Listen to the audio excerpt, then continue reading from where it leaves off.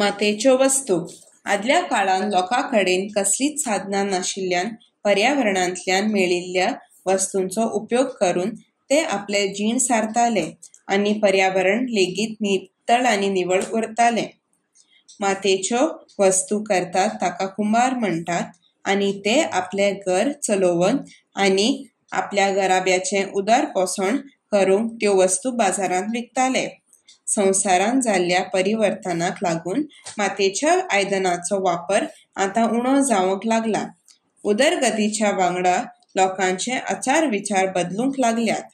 तांबे, पितळ, aluminium, steel आनी प्लास्टीक अशी तरेकवार रंगयळी आयदनां पळोवन लोक भुल्लुसून गेल्यात।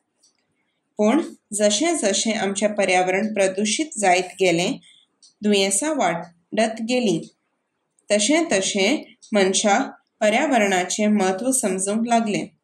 लोक परतून मातयेचो उपेग करूंक लागल्यात। रांदपाक मातयेच्यो तवल्यो, कुळणी, माटुलां वापरपाक लागलीं।